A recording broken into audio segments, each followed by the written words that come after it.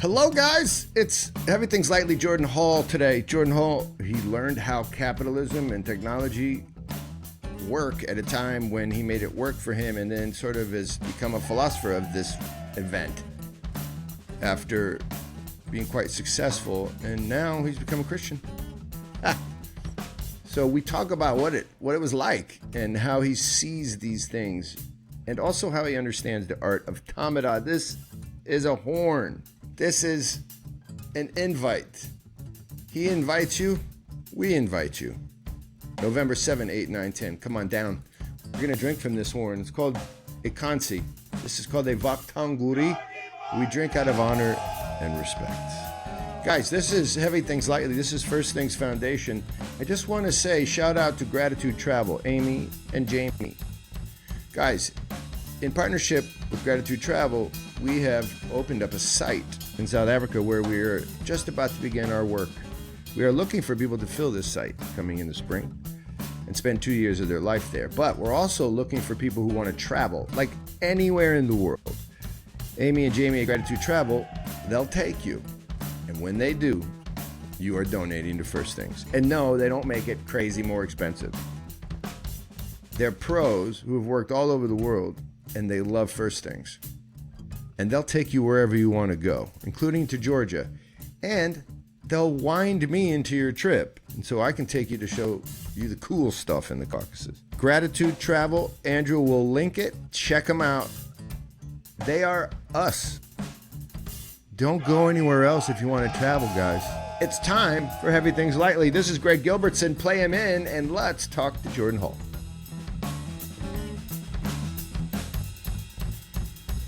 All right, Heavy Things Lightly. Jordan, you're back. How you been? Good, solid. It's been a lot of stuff going on. So much stuff. It's wild how many things happen. But generally speaking, quite beautiful.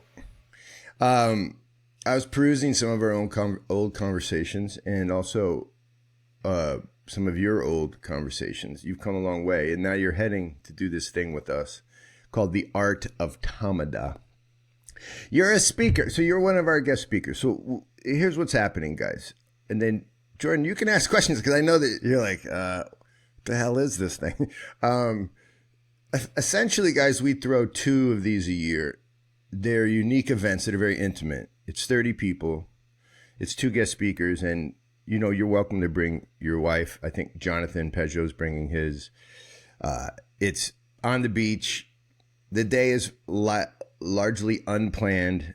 We start speaking. The speakers start at 4, sort of as the sun goes down, and then one of our seminars is what a supra is, the Georgian supra. That leads directly into the supra. We throw one together. They're unique. We can get into it right now, and then basically we do it again the next day. We have these things called a philo jam where we start a fire and sit around and try to figure out life. But fundamentally, it's a slowing down effect that mimics and images old world culture, which is slow, with some learning. And you're one of the speakers because I love you and adore your journey. And I think you have something to say about the modern world and this in and out thing, this participating in an old world and something like the old ideas that are healthy and yet living in the new. And so, does that make any sense to you as a human on the other end who's going to attend? Yeah, well, absolutely. The way that my mind was sort of grasping it was something along the lines of, this is a funny way to say it, a technology, but what I mean is something along the lines of a technique or a techne for reorienting ourselves to the pace of the Holy Spirit. Yeah, beautiful. That's what has happened in my life with this event. So we started a restaurant that is Georgian. It's Georgian food. The reason it's Georgian, guys, is because the supra is a toasting evening. It is a technique. It's an etiquette. It's a way of being at the table as opposed to just being at the table without a tradition. Although I think that's impossible in and of itself. But the idea that we can sit at a table, you and I, Jordan, with particular realities in place, with a certain rhythm that's set by the Tamada, the Toastmaster.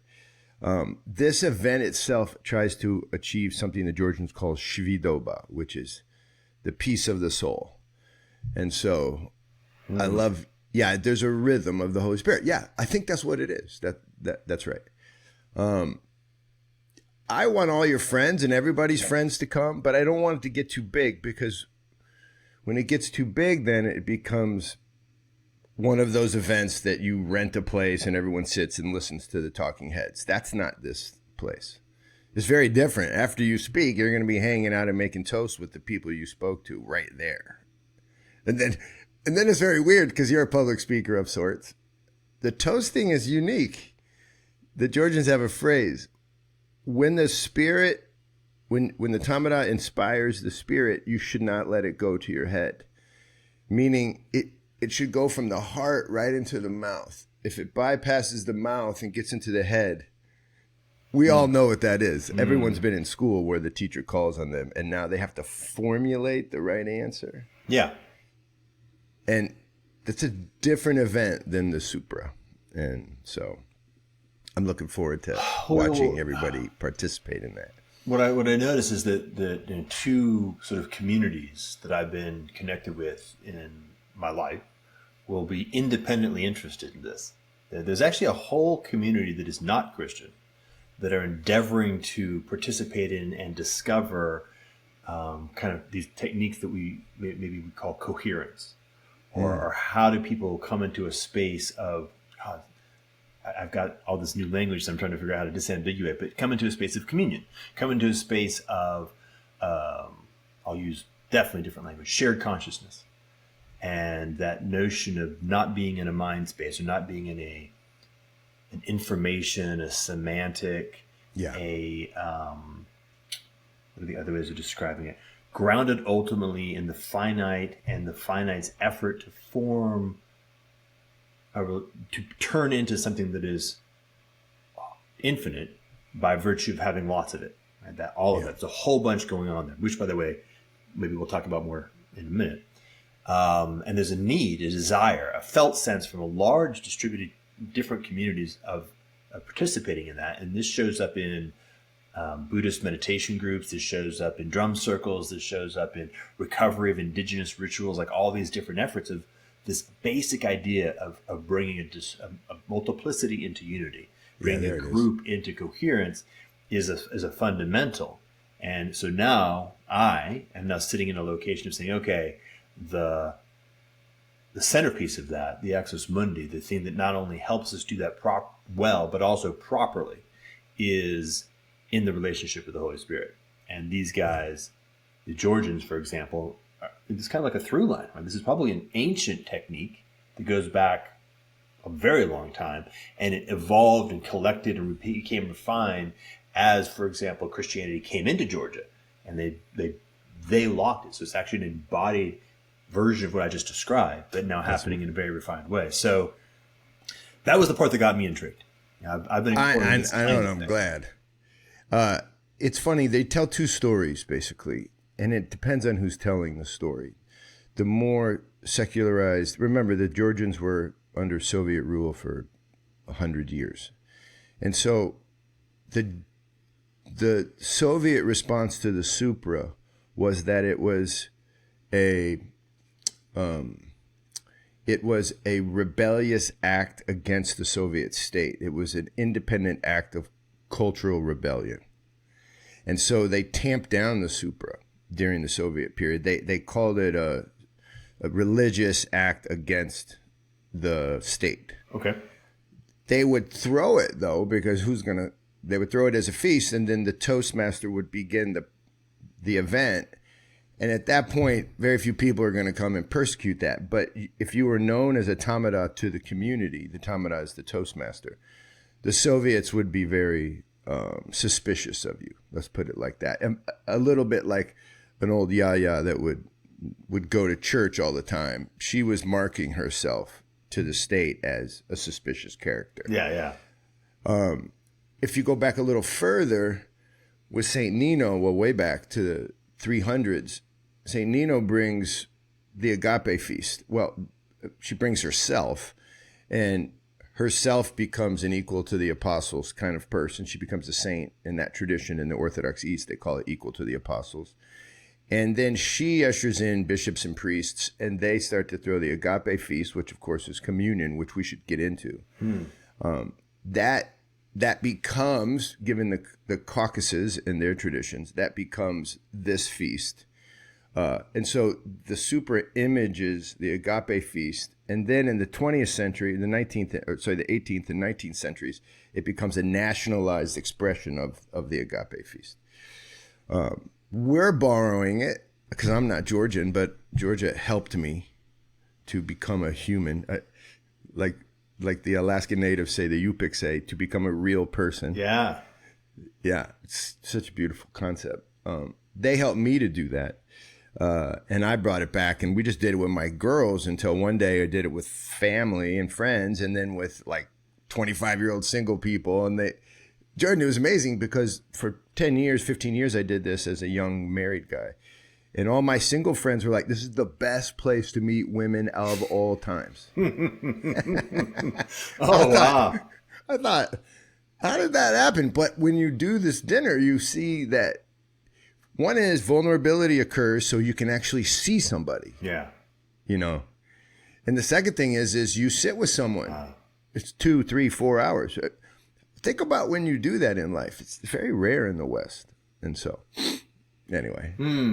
We got horns. Well, we're gonna talk. Yeah, I was wondering, what do I need to have horns? I don't have any horns. So the Tamada brings these. This is called Kansi, and the Kansi represents honor and authority. So the Caucasus is filled with this idea that loyalty is the currency of the table. And so when you're loyal, you show honor and respect. And so you drink out of these when the Tamada offers them to you. And you can pass it around, you can share it, you can elevate it, you can send it to the next person. But I was there during it was 94, 95, and I would get past these a lot, filled with wine or sometimes with cha-cha, this moonshine. Not filled, but there's a shot in there that'll hurt you.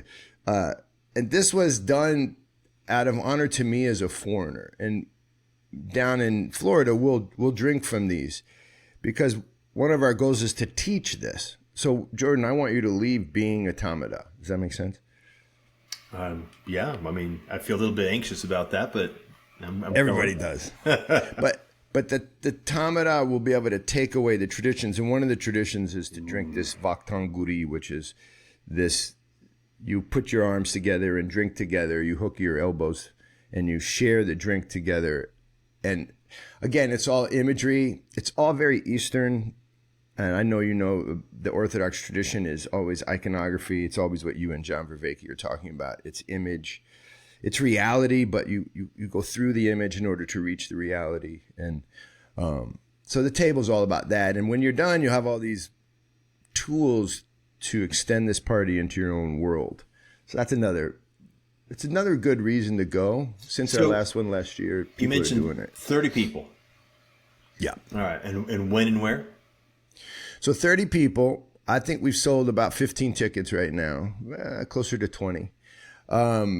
It's in Florida, Islamorada or Islamorada, in the second key, so to speak, on the way out to Key West. Okay. It's starting Thursday night. Everybody comes in on November 7th. And then Thursday night, Friday night, Saturday night, Sunday we leave. Each night is a get-together. Friday and Saturday night, we actually do the Supra. And on the second Saturday night, we take turns practicing how to be the Tamada. There's other elements to the dinner. There's the Melakipe. There's all these different elements. And it's this November. And you're coming. Jonathan Pageau's coming. You guys will speak. I'll speak. And when we're all done, we'll be a little unified crew trying to figure out how to make the world a better place. And it's a contribution to First Things Foundation. Got it. So that's the work we do, which is, you can kind of call it let's call it a spiritual Peace Corps. We send people to do work around the world development work. So projects that impact communities, but small ones. And we live for 2.5 years. We learn local language. And our goal is to stay long enough to become able to identify local people who are really good at creating honest, integral change in their community. Change is the wrong word. How about adding to the beauty of what already exists? In America, we call them entrepreneurs, but overseas, we work in Mozambique, Sierra Leone, Georgian Republic, Guatemala. Overseas, an individual, they don't really operate that way. You don't see individualism. You don't see entrepreneurs that have all the ideas. It wouldn't work that way. They would get sort of knocked down. So communities groups, families tend to be lifted up, but a single individual, it would be hard to call that person an impresario, but it happens. Okay. It happens. Anyway, that's a lot of talking, but you're coming, right? Yeah, totally. You'll be there. I'm just noticing as I'm just sort of thinking about the moment of what's going on right now in the world. The timing, very interesting timing. Oh, I know. Jeez. I mean, there's going to be a portal open in the culture at that moment. So, weirdly, my sense is it's almost going to be backwards. That, how do I say? There's people who are supposed to be there. That's actually a better way of putting it. So the challenge right now is just to say, hey, let's just, if you hear it, like this is a task. This is a task. It's like almost a mission I'm giving to people. Are you being called to this? Because who are the right 30 people in a context like that, at that moment, with that level of intensity? I suspect it's going to actually be quite meaningfully intense. But it's not just for, I hate to say it, this is just my world. This is my reality. Nothing I do is just for the purpose of hanging out. Nothing I do is That's right. It's nice. Right. It's nice to hang out, but this is actually something that's going on that is part of a bigger plan that's unfolding. And if you're at this event, if you're called, if you're supposed to be there, it's going to be a big part of why, what you're supposed to be doing. The people who have bought tickets have said what you just said about the timing. And at first I got, I became, let's say, Christian afraid. I'm like a Christian, but then I got afraid, which is an oxymoron because we shouldn't be afraid. Nice. And because I wanted it to go perfect, I went into like host mode. And then I realized just what you realized. Thank you for saying that, which is, first of all, I really can't predict the future. It might just all be a nothing burger. I don't really know, but I know one thing for sure. We're meant to be there. So we're together. It's happening. So let's see what happens. What a blessing. Good way to understand it. Thank you. It's good stuff. So that's our event. But I tell you, since I've been listening to you, what's always intrigued me is there was something unwilling on your behalf. You were unwilling to accept sort of status quo, let's call it business operation. There was never a thing in your life. And then you've become a Christian.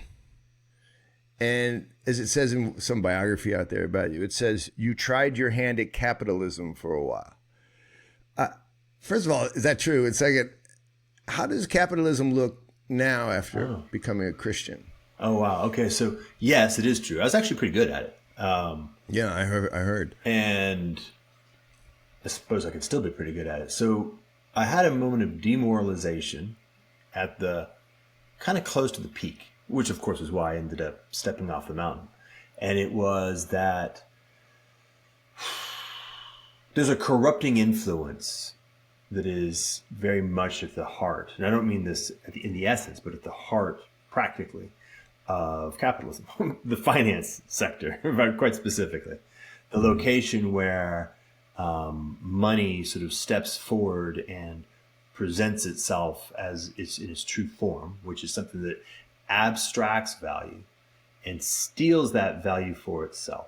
Right? So the things that are actually valuable, like real relationships, real community, real life, real beauty, all these things that are part of reality. Money, it exists to help us orient towards the valuable and a way to communicate to each other using a technology, a language that is supportive of value, communication. And that's why it exists. But what it does is there's a way for it to become a very trivial way, maybe even an inevitable way, for it to become corrupted with its own power and to steal that value and to inure that value to itself. And so what ends up happening is that people begin to do something where they think that, my friend Jim Rupp calls it money on money return, that if I have simply turned a pile of money into a larger pile of money, I have created value without any real connection or index to the real world that money is supposed to support. Now, if you'd like, I can go on a whole critical diatribe of what's happened over the past, pretty much my entire life since the 70s. Will you touch on it just a little bit? How it's become more dangerous? Is that how you would describe it? Oof. Well, actually, the word I'll use is something like brittle. It's become very, very brittle.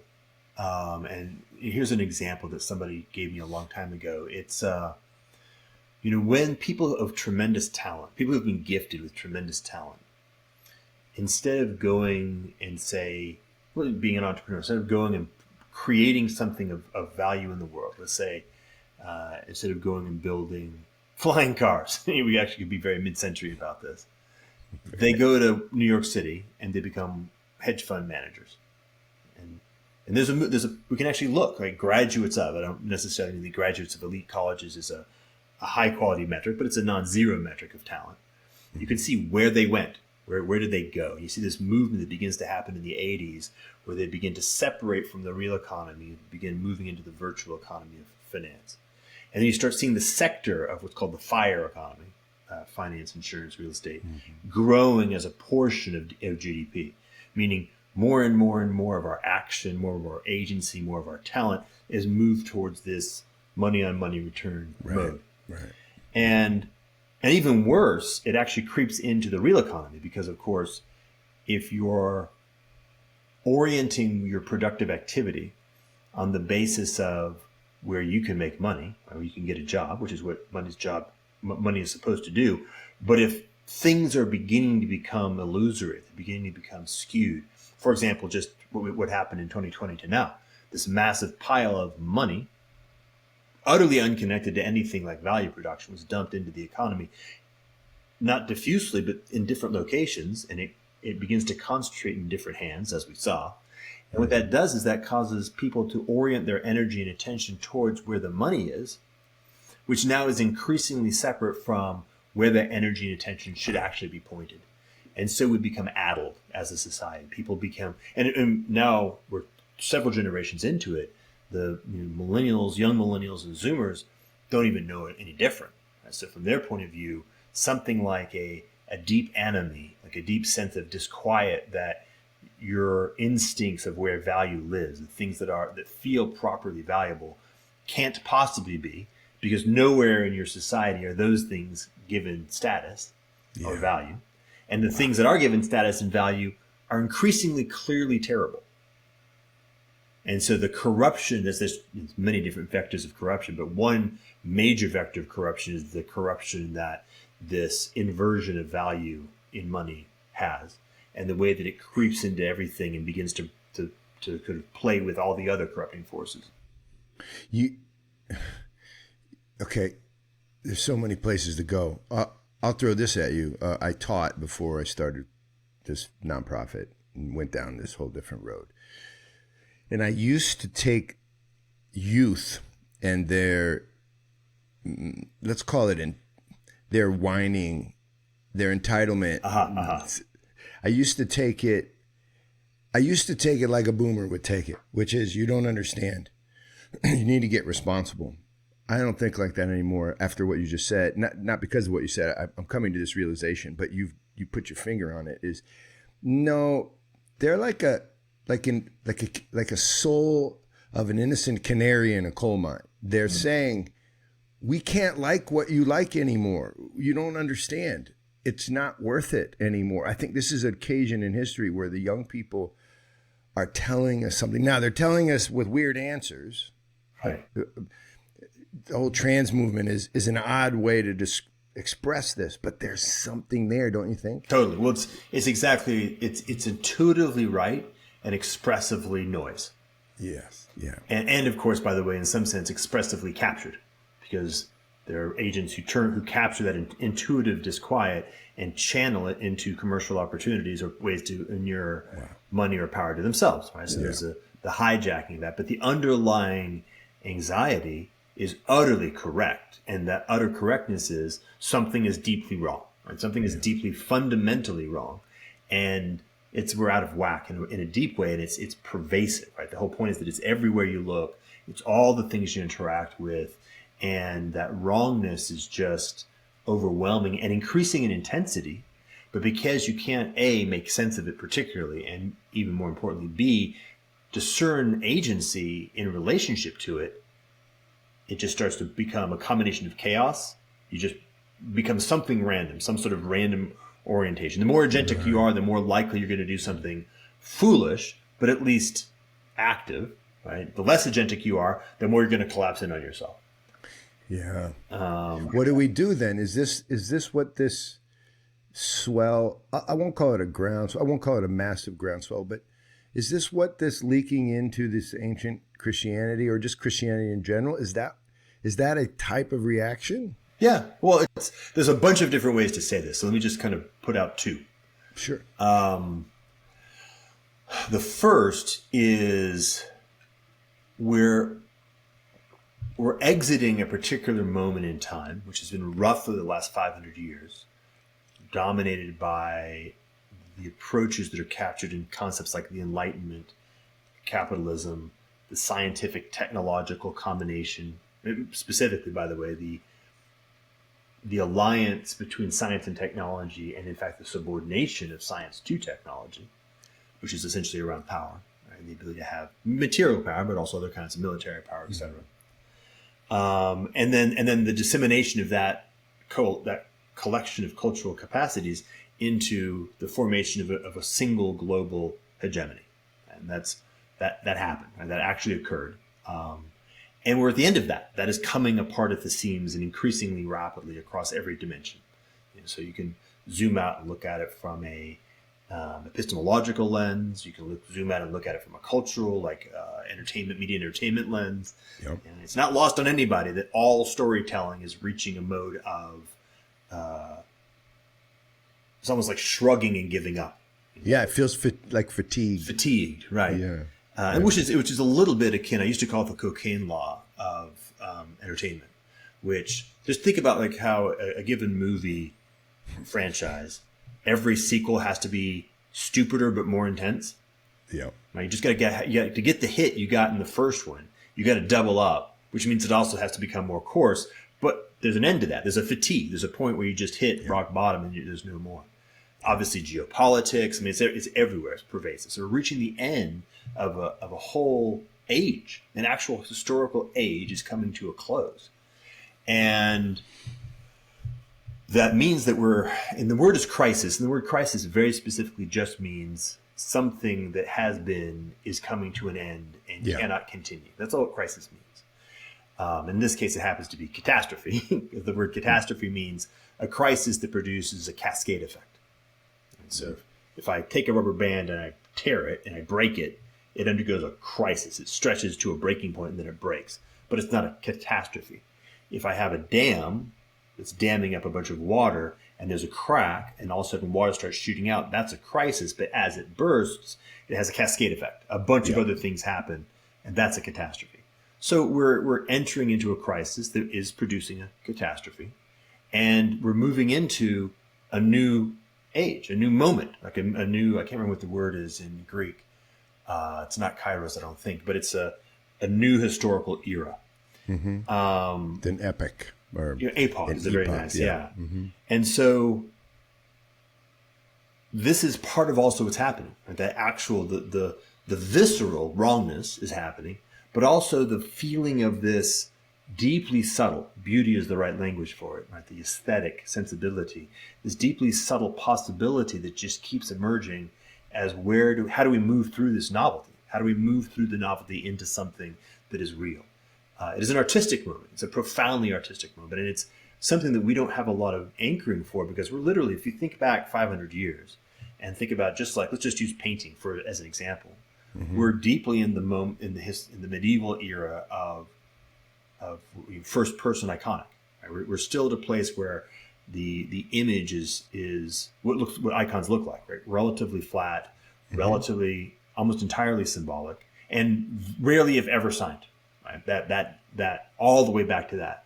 And we've accelerated through all these different ages, or how do you say it, waves of aesthetics, of art. We're actually entering into a moment that is all the way back to that, like the actual birth of painting as a kind of artistic thing that's separate from religion. Right? And so we're in a religious register. Religion is, so now moving to part two. Part two is different aspects of how human beings relate to the world are able to respond to different levels of intensity of change.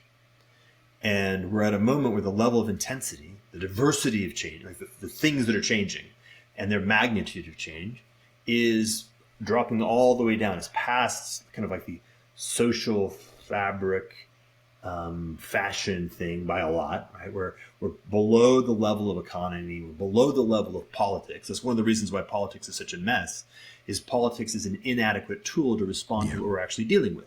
So if you try to fix these problems politically, you're just using the wrong tool. It's like trying to lever a giant boulder with a screwdriver. Yeah. Probably going to bend the screwdriver. You're definitely not moving the boulder. The thing at the bottom of the stack is the category of religion, and then the thing below religion. All right, the thing that religions are actually themselves emergent from, and which is something like the reality of the creator, or something like reality. Yeah, is that it's reality. It's what happens when you enter into direct personal relationship with the whole of yourself, with the whole of reality, which in life, well, in most life occurs very rarely. Like when a loved one dies, you tend to drop down to that point. Right? When somebody who you deeply, deeply love dies, you drop all the way out of culture, all the way out of psychology into direct relationship with reality. In this excellent sort of storyboard, do you think it's healthy for a society?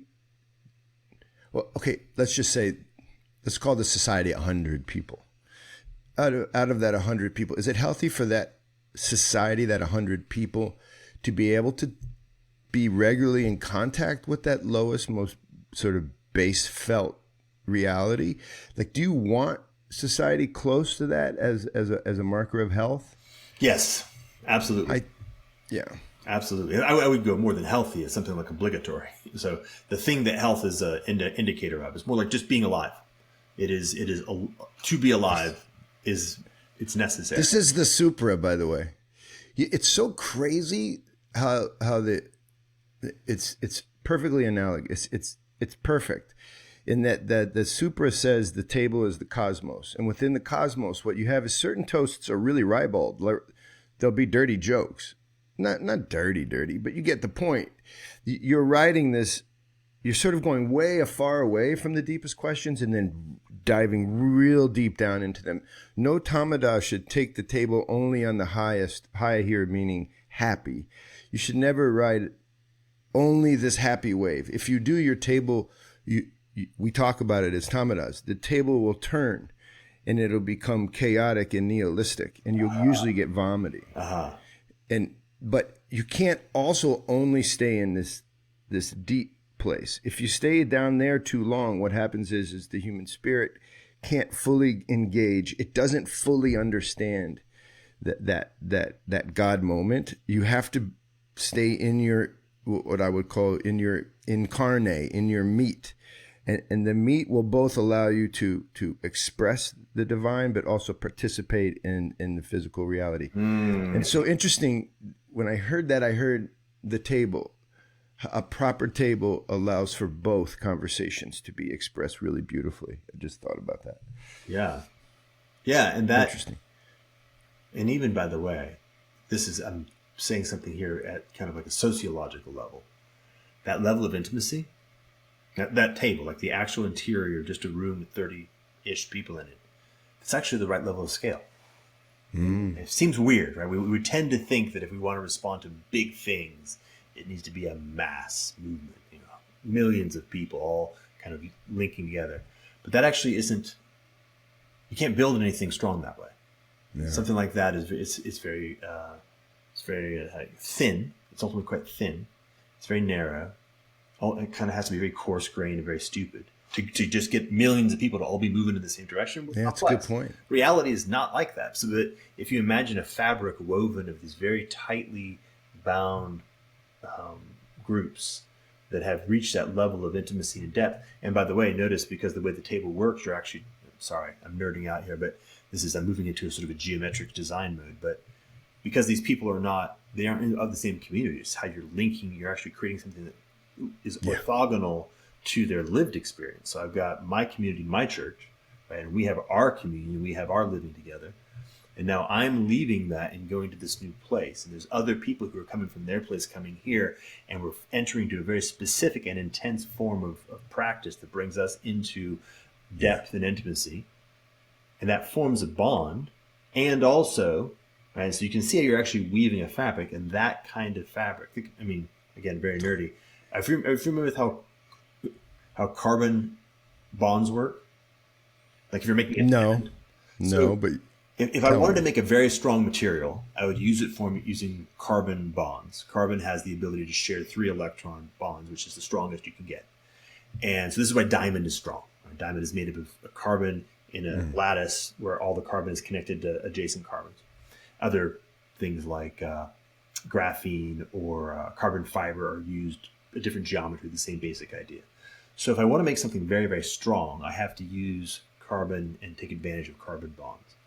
So if I want to build a social fabric that is able to navigate events of this level of intensity and not just survive them without tearing apart, but actually be anti-fragile, actually allow that intensity to enter into the social field and produce response, produce generativity, health, I have to weave it out of the right kind of fabric. And that's what we're talking about. Wow. This is the answer. You'll hear in our corner of the world, I count you in there with Pajot and all these cats, but you'll hear constant reference to embodiment, carne, making things into meat, doing the thing, not just talking about it. Mm-hmm. It feels like that's related to the idea of something strong. The weak stuff is when we're talking all the time, right? Mm-hmm. There has to be a communion. Like there has to be something beyond the proposition that this is right, this is wrong, and we're all talking, but there has to be some embodiment. To me, it's in Christian history, there has to be an incarnation. God otherwise is a far away, non-relational being otherwise, That's right. How it looks to me. We get a list of laws that we can kind of, to a greater or lesser extent, and more often lesser extent, follow, but we're not able to leverage, to take advantage of that proximity of relationality, because it's what we are not strong enough. God is strong enough. If we can, and He's afforded us a possibility of grounding ourselves in Him and being able to be in the world at the same time. Like that's kind of what we're about, is to be able to be grounded in Him and to be in the world at the same time in relationship with each other. Which really isn't, you're right, it really is impossible without the example. So God became man, so man can become like God. If you think about that for a second, it's that really is a revolutionary God story. It's very odd. Mm-hmm. Well, I was talking to my wife yesterday. It's very odd that our God died. It's not a let's put it this way. There've been those stories told, but it never took. It never took the way Christianity impacted the physical reality of the world. Because there's something really unique about that, about the humility of this God expressed in time, that I think is one of these carbon bonds you're talking about. And we have to express it together. How we do that, I guess, is sort of the table. It's liturgy. It's being at church together and sharing meals, sharing prayers, right? Mm-hmm. Isn't it different when I pray alone as praying together? Oh, man, praying together is crazy. Like this thing is funny. Like my wife and I have talked about this, where praying with someone else is the weirdest thing, because a person's relationship with God is in fact the most intimate relationship they can have. and yet wildly, it is perfectly shareable. I can be at a table and somebody else prays, and I hear a tone of voice, a turn of phrase, an orientation, a way of even that is completely different than the way that I am cultivating my relationship with God, but it completely makes sense. And so it deepens everything. Whoa, I had never even, of course that's right. So it's just so powerful. I find it to be extremely beautiful. Yeah, how's that? I want to get back because I want to hear, but can I just ask you a quick personal question? How is the prayer life since becoming a Christian? Like, isn't it energized? What's it like for you? Like, how does it work? Well, I mean, I pray all the time, like maybe not actually literally every moment, but I don't know, 250 times a day, maybe more. I've been playing with all kinds of variations on the theme. My wife is kind of like a practice kind of person. So she'll read a book. She's got probably 5 right now, and she'll invite me into a whole new set of practices, and we'll dive into those. I think, as you know, I've been doing the Friday fasting, so fasting and prayer. That has a whole, and I'm like, okay, I get it. Fasting and prayer, these go together. There's a thing that happens there that is not available otherwise, and it's requisite. Like, there's just no way you don't have it. You're missing something fundamental. Yeah. In the East, in the Orthodox Church, the third thing that is actually embodies the spiritual life is almsgiving. So fasting, prayer, and almsgiving are the spiritual life. That's how you enter the Spirit. It's pretty interesting. Ooh, that's interesting. I'd like to learn more about that, so maybe we can have that conversation. In Florida, sounds like the right place for it. So, it does. It does. So yeah, it is. I mean, it's weird. As I kind of look back, it's one of these things where I notice. How to say it right? You know how in life you develop a certain practice or capacity. Let's just take a simple one. You learn how to speak like you're a child, and you're just beginning to enter into language. You're 12 to 16 months old, and so you're learning how to express. And there's something about that is a wildly qualitative change in your ability to be in relationship with the world. Yeah. And there's more of those. There's things of those that happen. Prayers of that order, and it's just noticing how my ability to stay in relationship with the presence of God, my ability to notice how experience is sort of always laden with that presence, and therefore my ability to hold that relationship myself changes my entire posture in relationship with my own experience, and of course, obviously, it's like tertiarily changes my behavior. So it's I can see it, and I can notice it, and now I don't have to there's no force. Yeah. It's not like I'm doing it because I'm supposed to. Yeah. I'm doing it because breathing, it's not like I breathe because I'm supposed to. It's because when I notice I don't breathe, it's not working. This is it. This again is found within all the great traditions, but it's the earliest expression is that you're not praying out of it's not a law given.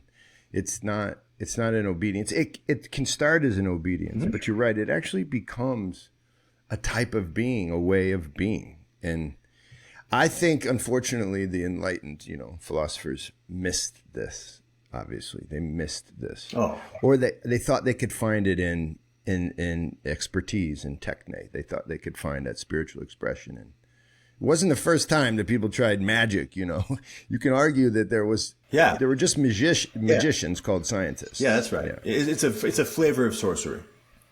Yeah, totally. And I think people hear that like, oh, that's really mean. No, it just means you're doing something with the material world that makes people pay attention, wake up. And it could be that you're doing something good with the material world, but it's something very different from prayer. Prayer slows it down. Prayer puts you into the space you talked about, this deepest space. So how does it end then? Do some more. Just finish that story. It's we're at the end of something, which is also the beginning of something. Okay, great. I was going to say, because I've finally just gotten to Revelation, so the short answer is I don't know. I'll have to let you know in a couple months. Fair point. Guys, Jordan does not know, actually. The idea that I'm asking him is stupid. But this particular secular cycle, interestingly enough, it always will only end in one of two ways. And this is actually quite interesting as a fundamental. There's no middle. Either we follow a course of conflict, of hubris, of idolatry, which is a really, really good concept because it essentially means having our values in the wrong order. And what that will do is that will not enable us to navigate the reality that we find ourselves engaging with, which means that we will do poorly and we will enter into what Vervaeke calls reciprocal closure. We will actually do our doing poorly will put us in a worse position, and we will continue to accelerate our doing poorly, which puts us in a worse position, and that the catastrophe becomes the negative side of catastrophe, the part of catastrophe that has a strong negative valence. Things get very bad. And I should point out, by the way, from a strictly kind of materials point of view, from a strictly kinetic secular point of view, because we are sitting in a truly unique historical moment. This is the very first time ever in all of history, since the beginning of reality, that all humans have been entrained in a single global system. Yeah. This is the first time ever where what happens to all of us, that nobody is sort of over there and it's not affecting them. We're at a level of technology that, again, is utterly unprecedented and by significant orders of magnitude. The amount of energy that we're pushing through the global system, That's right. The amount of leverage that energy has at the technological level, both in terms of just impact and in terms of its fine granularity. This is all super wildly novel and very intense. And so a catastrophe from that location is, let's say, unlikely to go well. Yeah. I was just doing a podcast on this notion that the road to hell is paved with good intentions. Mm. So just without deeply boring you, it turns out this is not, first of all, it's not biblical, it's not Christian, it's not Muslim, it's a very enlightened concept. And it comes, the first time you see it is in the 1560s. And what they're trying to imply there is that, hey, watch out. I know you really want to give money to that homeless guy, but your good intentions could end up just making him more drunk. And the implication is, if you really think this through, you can get it right. Mm-hmm. If you think this through, your good intentions can become right intentions. This is dangerous. And so why I brought this up is because I went down a rabbit hole. I did research on sort of the biggest building projects of all times, which is a type of intention. Right? Okay. And they're all from the last 50 years. There's stuff like the GPS system. They're like CERN. They're these massive, and what I realized is, the reason I bring this up to you, what I realized is it's the amount of attention being paid by massive organizations that we've never, like you said, we've never had. I mean, we've had the pyramids. It's a type of building project with a type of culture really intentionally attending. But these systems are bigger. These systems are massive systems. Billions and billions and trillions of dollars with hundreds of thousands of people all focusing their laser beam attention for years at a time. It's like Babylon on steroids. It's terrifying on some level. Nice, yeah. It's like Babylon on steroids. Well, oh gosh. Okay, well, let me just finish the other side. Please. So there's a down, but there's also an up, right? There's a bifurcation. We have two real possibilities, and then the in between ultimately gets selected to get out. Like at a certain point, you're up or you're down. There's no sort of muddling along. That's what crisis means. Again, we're in a crisis. That which is can no longer be. And will come to an end. And the question is, do we have to continue to kind of go down to a lower and lower energy state until we find something that settles? But the distance down is remarkably far. And I should point out, by the way, and I don't mean this, I'll be quite sort of surgical about it, implies a lot of people dying. Right? To reduce the amount of energy that we're moving through the global system implies a lot of people dying. And by this, I mean many billions. So that down is extraordinarily significant in terms of depth. The up, that was also completely available. It's still not closed. I keep having this sense that we're going to hit a point where we're just on the wrong side of it and we're just done. But the possibility in this fabric that we were talking about, this carbon fiber fabric, this new way of weaving people together with really, really precise technique that is, by the way, grounded in humility, which is very different than this Babylon on steroids, the inverse, of course. The recognition that reality is, in fact, intrinsically complex. And complexity means we can't understand it, and we can't control it, and we can't manage it in anything like the way that we thought about during the Enlightenment era. Which doesn't mean we can't be in relationship with it. Quite the opposite. It means that we're invited to come into relationship with it. But that implies both humility and intimacy, which is, of course, completely different than the world that we're exiting.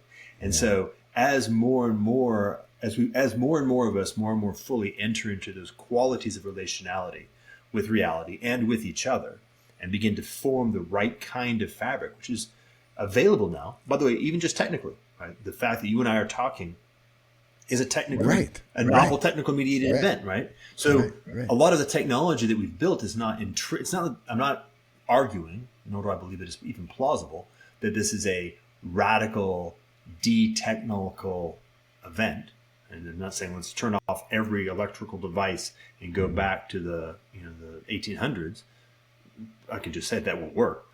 The opposite. It's actually more like there's something going on where there is something where the arc of the technological process enables us to do a new set of things, but what we have to find a way is to sort of enter into a new equilibrium with it. And as weird as it may sound to people who come from that world, I have very clearly, personally come to the conclusion, and I find myself more and more now trying to figure out how to explain why, that it is only by virtue of grounding, not just in the spiritual, which is not, that fact has got a lot of currency on the West Coast, by the way. Those guys are in a profound pagan moment at the level of the breakthrough of paganism in the kind of the Silicon Valley scene is almost complete. But no, we need to ground through the spiritual all the way down into the divine and work up from there. Which I love what you're saying. Are you saying, and that's more accessible in part because the other parts, the pride, the arrogance, or whatever we want to call Babylon, because that's also more accessible. In other words, the middle is harder to hold. And so many people will be driven, we hope, toward that humility, which allows for a rebirth of sorts. Am I getting that right? Yeah. And you can think of it just very individually, just very practically. Let's say your job is about to be obsoleted by some new thing happening in technology. So you're going to receive a trauma. Like your crisis of at least one way of your living is about to come to an end. Right? You're about to have that hit. And in that moment, you're actually afforded an incredible possibility of entering into a rebirth, of really saying, oh, you know what? There's actually a whole bunch of compromises, a whole bunch of life choices, a whole bunch of life commitments, a whole bunch of relational qualities that I've sort of allowed to become inured to my being because I've been living my life in this way. This trauma is tearing that away. Let me actually go all the way down to the bottom and renew myself completely. This is it. This is the Aptina monks, Brescian monks. There's one in particular. I want to say it's Saint Amphiliochus, but his prayer is, let me not forget that each day and every day, all the suffering has been allowed by you so that I might know you. That's what you're describing. Mm-hmm. You're describing this intimate, long-standing Christian story that says, it's all for you that you might know the deep, what you're calling the lowest level, the truth, the reality. That is hard to remember when you lost your leg in a car accident, okay? Totally. On the other hand, what else would it be then? It would just be torment, I guess.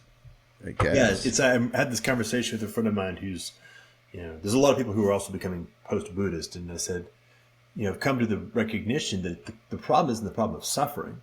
The problem is the problem of meaningless suffering. Yeah. And that's just a completely different world. And of course, you find yourself, I have a friend who actually lost his arm in an accident, and it was lost his arm and was otherwise harmed. And it was a change, it kicked him, right? It brutally kicked him out of a way of being, and then required him to go through the process of choosing How is he going to respond to that? And in his case, he was able to respond to it by growing from it, and is now flourishing in a much richer way than he was before. He's become a new quality of person. But it's fascinating that the things that we would, okay, I'm going to call that Christian wisdom. We can just call it fireside wisdom.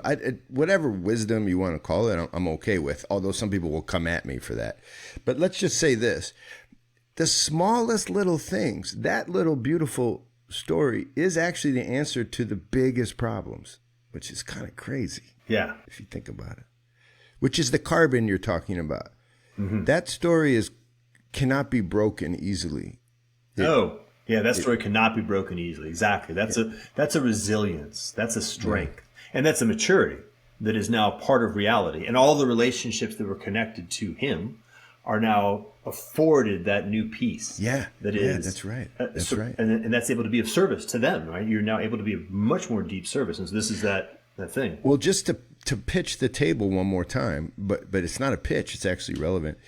When the toasting begins, what happens is it tends to have it has the flavor of an invitation. And so when you see one person vulnerable, the kind of toasts I've heard, Jordan, are amazing at the restaurant, because we do this publicly at the restaurant. Like you and your wife would come and sit with 25 other people you don't know.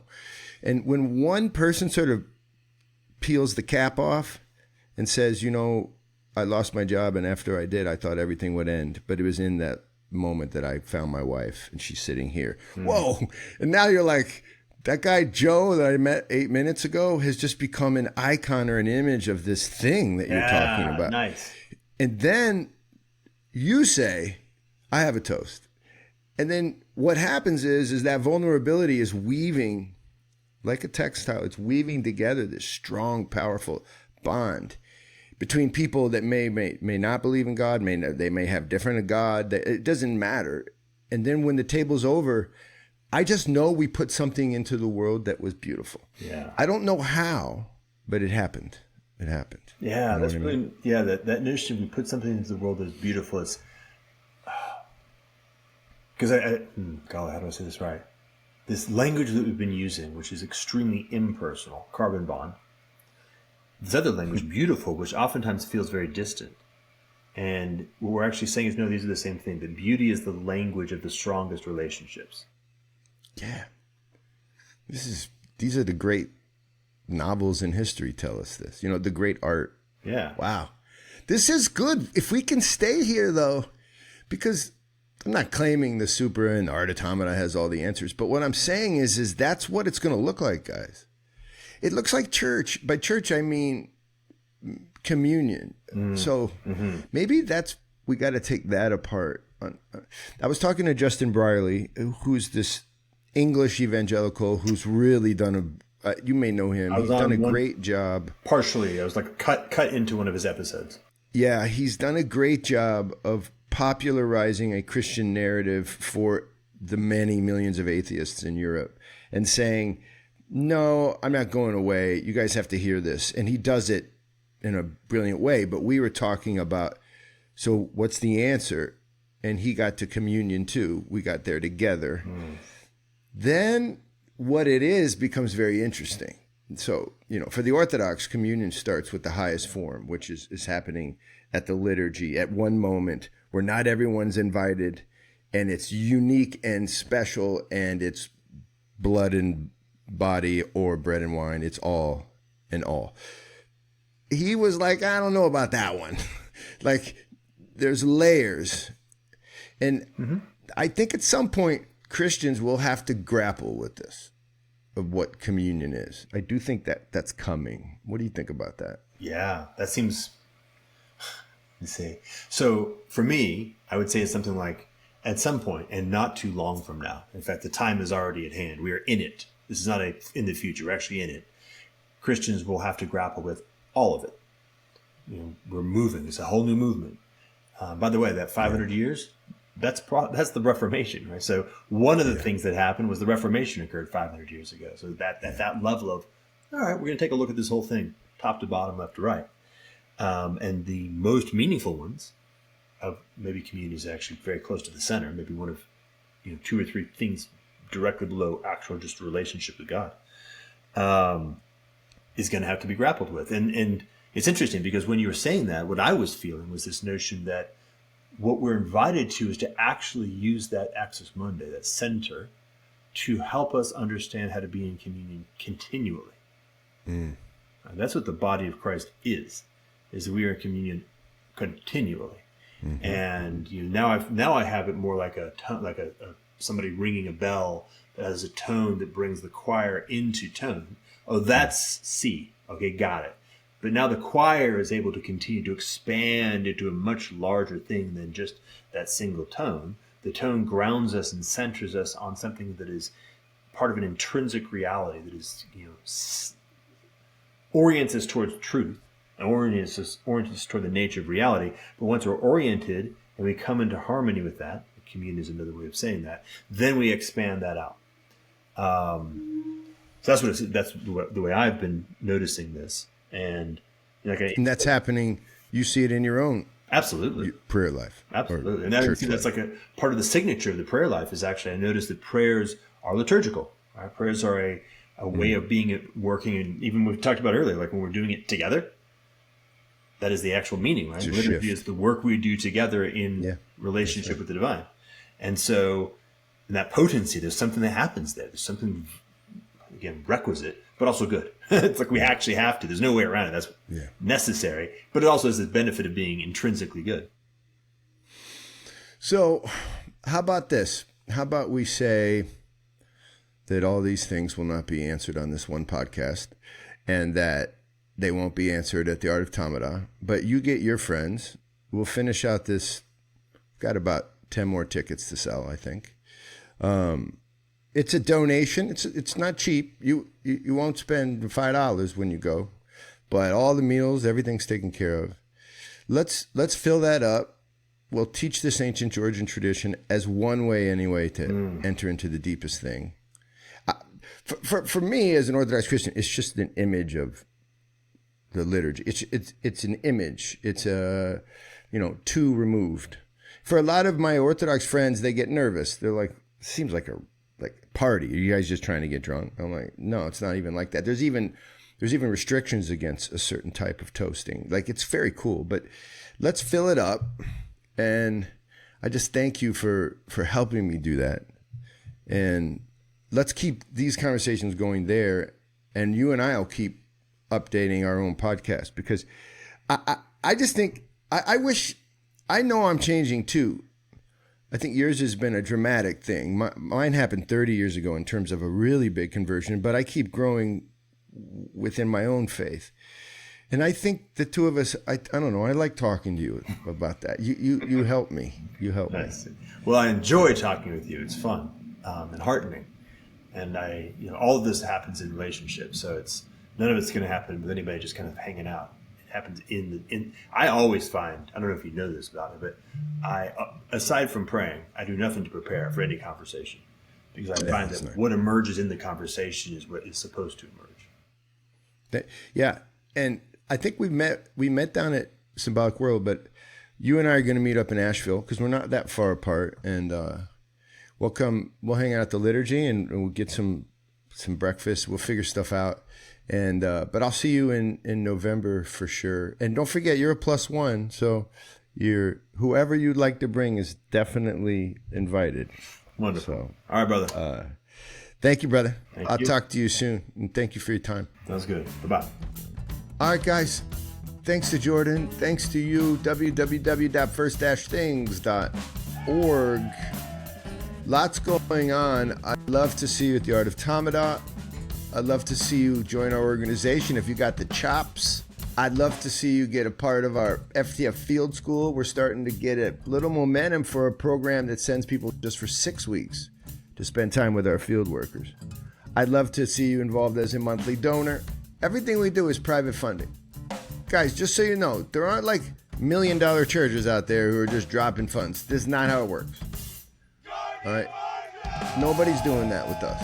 We scratch and it's beautiful. I hate it and I love it because it keeps us honest. Help us out. Help our field workers. Help the people they help by offering a little bit each month. This is John. See you soon on Heavy Things Lightly.